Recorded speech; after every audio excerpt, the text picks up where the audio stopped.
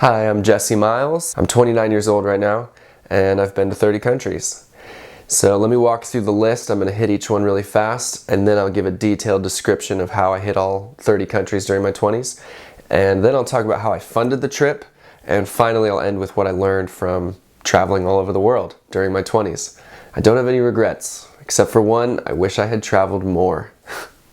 So the 30 countries that I've been to are Mexico, Canada, Panama, Ecuador, Taiwan, Singapore, Indonesia, Papua New Guinea, Malaysia, Thailand, Laos, Japan, China, UK, Netherlands, France, Switzerland, Germany, Iceland, Sweden, Portugal, Spain, Italy, Vatican City, Greece, Turkey, Austria, Czech Republic, Slovakia, and Morocco.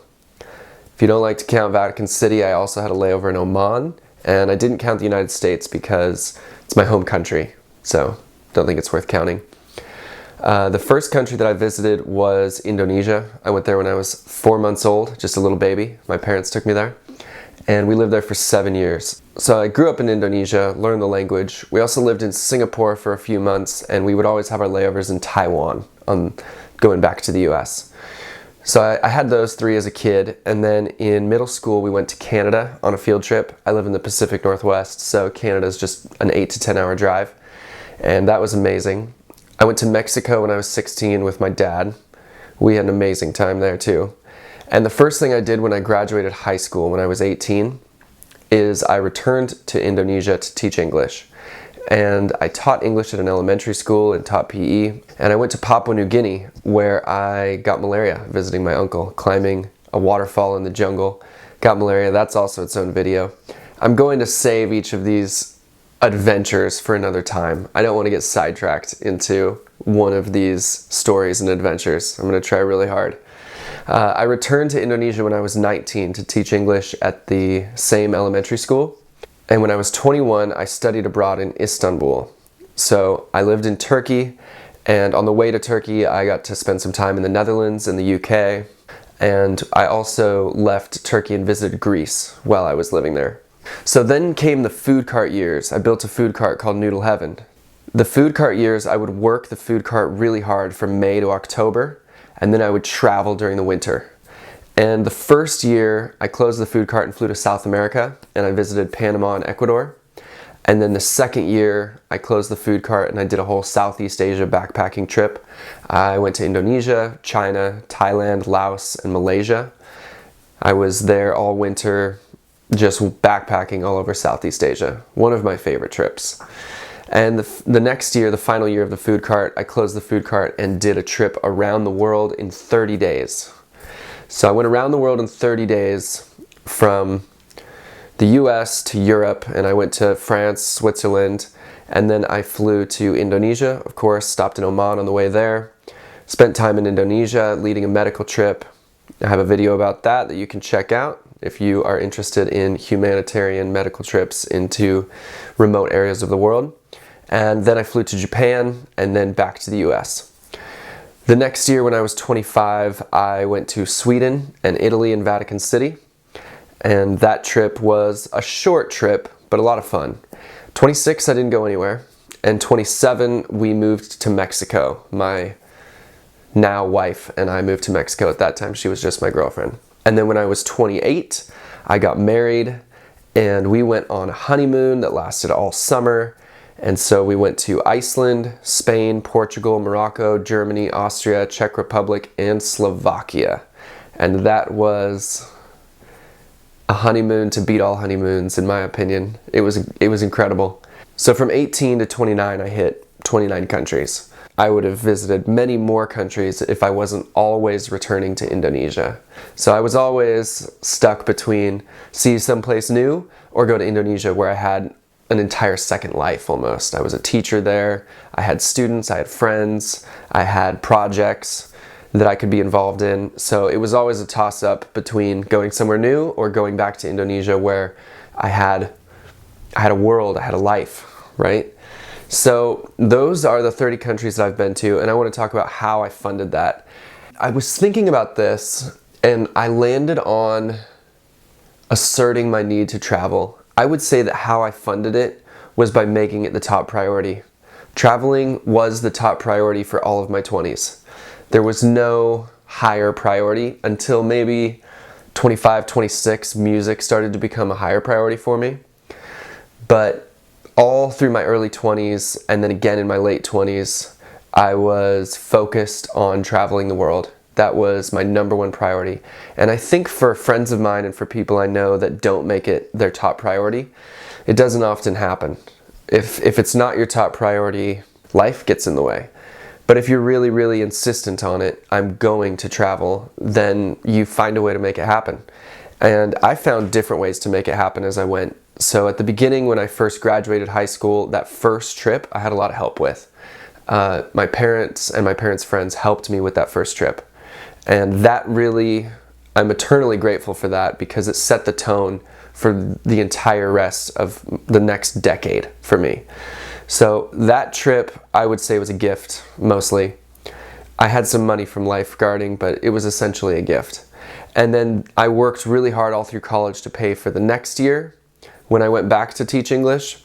And when I was 21 to go and study abroad in Istanbul, I had some student loans that helped out, but I worked very, very hard all summer and saved almost every penny at a food cart. I was running food carts for the guy that taught me everything I know about food carts, and I saved every penny and spent it in Turkey and Greece. And then when I returned from that trip during my last semester of college, I built my own food cart, and I used that to fund my travels for the next 3 years. I would work May to October, I'd work 7 months, and I would work hard. I would work sun up to sundown. I would work 12 hours a day, often, 6 or 7 days a week. And if we had a catering or an event, I would be working double time. And let's say that we were at a festival for Friday, Saturday, Sunday. I would often work 40 hours just in 3 days to run the food cart during the festival. So I would work hard. And the only thing that kept me going while I worked so hard was the knowledge that in October, I was going to run the food cart at Harvest Festival, and then I was going to close it up and clean it and put everything away and get on a plane to wherever I wanted to go in the world. And that's what kept me going through the really tough summer work. So then when I was 25, I sold my food cart and bought a tour van, which I drove to Seattle to try to become a rock star. And it was a very naive move. I ended up working I ran out of money, and then I ended up working at a summer camp and living in a van. And at the end of that summer camp, I took the money and I said, I'm out of here, and I flew to Italy. And we stopped in Sweden on the way, and then we just hit a lot of museums in Italy and Vatican City. So much art. Just saw so much art for 10 days. Quick trip. 26, I didn't go anywhere. I was 100% focused on music. I was just trying to become a rock star for that whole year. Didn't really work out. So then when I was 27, it was 2020, the year of the pandemic, my girlfriend and I had been saving our money to move to Australia. The band thing wasn't really working out for me, and we had decided that we were going to move to Australia, and I was just going to start a new band there. We had everything ready to go. We were lined up our work visas. We had everything ready to move to Australia. The pandemic hit, shut the world down, which I don't think any of us even thought was possible. The world shutting down. We were stuck in this situation where we had the money, but we didn't have anywhere to go. So we ended up moving to Mexico because it was nearby and Mexico was letting people in.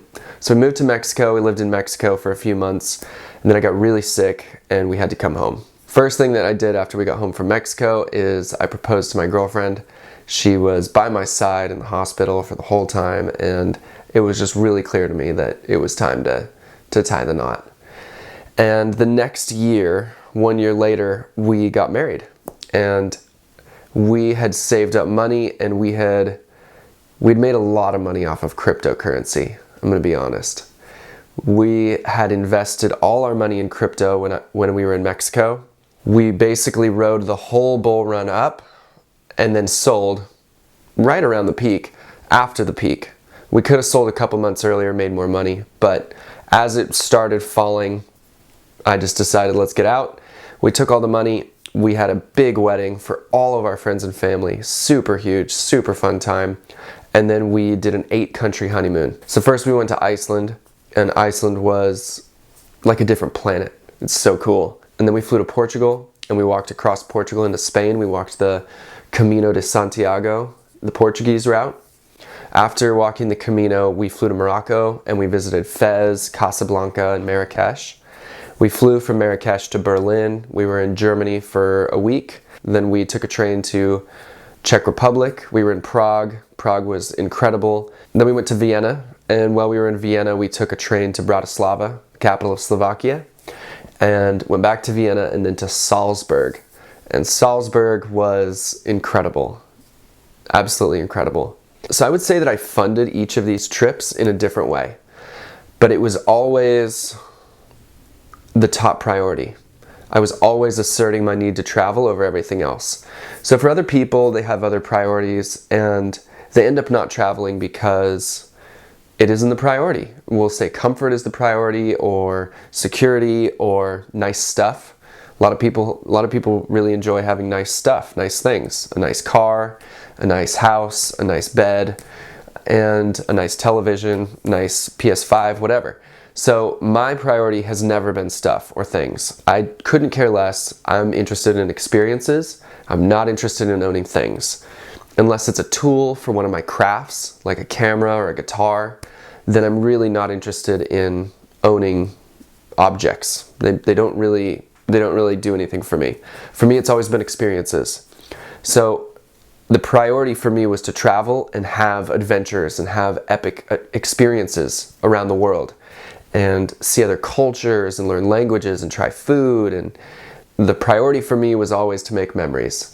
And some of my friends have nicer cars, better houses, bigger TV, more toys, because that's their priority. It's just different priorities. Neither one's right or wrong, but for me, I can see when I look back that the reason I was able to hit 30 countries by 30 is because it was my priority. You know, let's say I had at least $1,000. My first thought was, where am I going? For other people, when they get a couple $1,000s, their first thought is, what am I buying? You know, what do I want to buy? You know, and they go shopping. And for me, it was always about seeing as much of the world as possible. And I didn't even really conceptualize that I could hit 30 by 30 until I was at like 23 and we were about to take off on our honeymoon. And then I thought, hey, wait a sec. What if we hit like 7 or 8 countries on our honeymoon?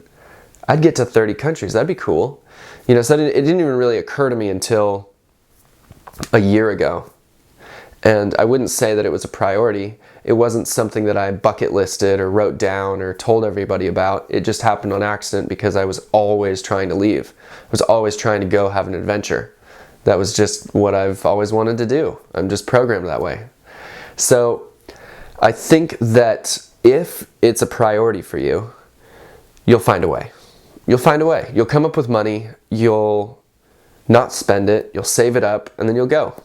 I think it's really that simple. As long as it's a priority for you, then it'll happen. And each of the trips I paid for differently. Either at the beginning I was just working jobs, then I had my food cart, which really opened the gates. During the food cart years, I went to South America and Asia and Europe and the Middle East. I was all over.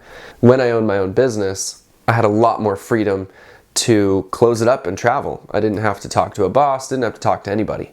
It just was as simple as, I'm ready to go, the season's over, I'm out. Nobody to ask, which I really enjoyed. Now I'm a teacher and I have summers off, so I'm in a similar position where no one is going to be upset if I take off all summer.